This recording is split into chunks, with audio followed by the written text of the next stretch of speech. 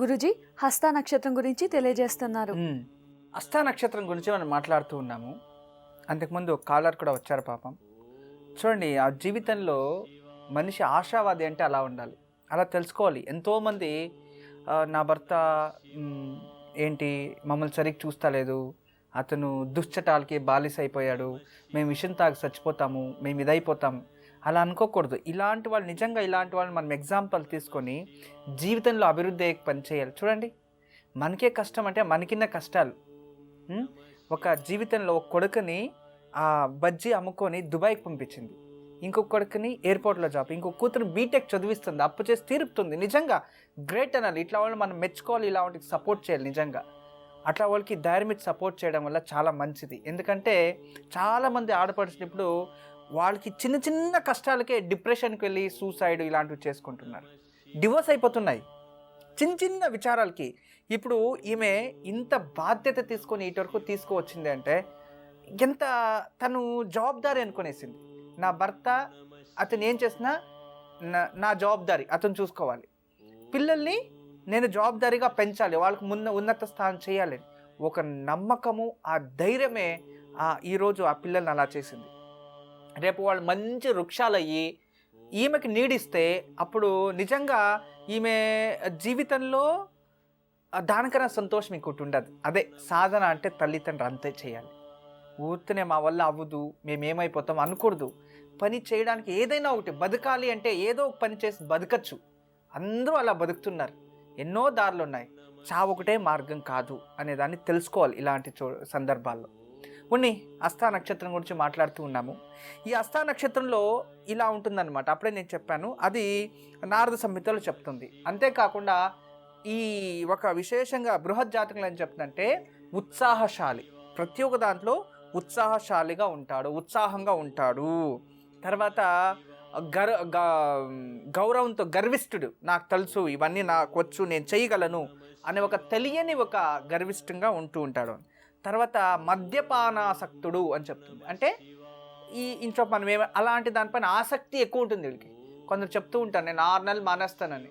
పక్కంటి వాడు ఎవడైనా ఒకటి జొత్తులో మంచి ఫ్రెండ్ దొరికితే మళ్ళీ స్టార్ట్ చేస్తాడు. ఒకడే ఉంటే మనకి ఎప్పుడూ అనిపించదు. కొందరు మన ఎవరో వచ్చారు, గురుగారు మా భార్య అయితే ఏంటి స్మోకింగ్ వదిలేయండి అంటుంది గురుగారు, నాకు ఇష్టం ఉండదండి.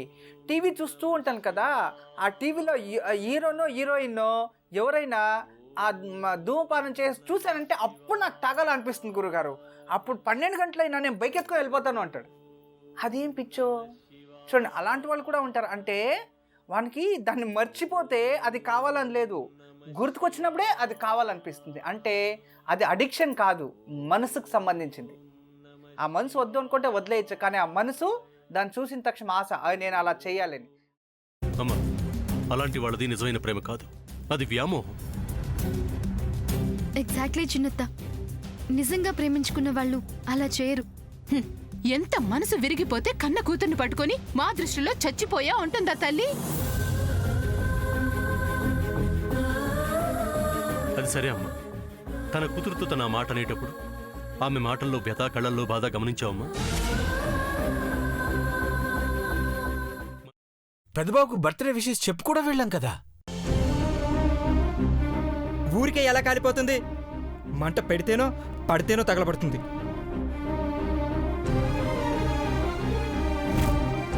కరెక్ట్ చిన్నబాబు, నీకొచ్చినట్టే నాకు డౌట్ వచ్చింది.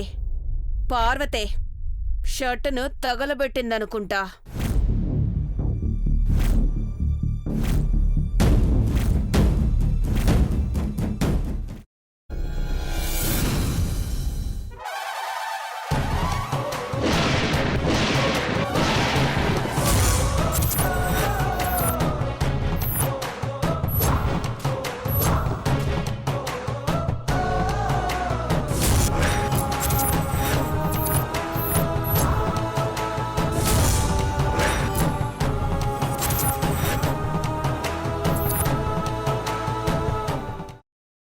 తర్వాత పొట్టు తీసేసి చాప్ చేసి పక్కన పెట్టుకోవాలి.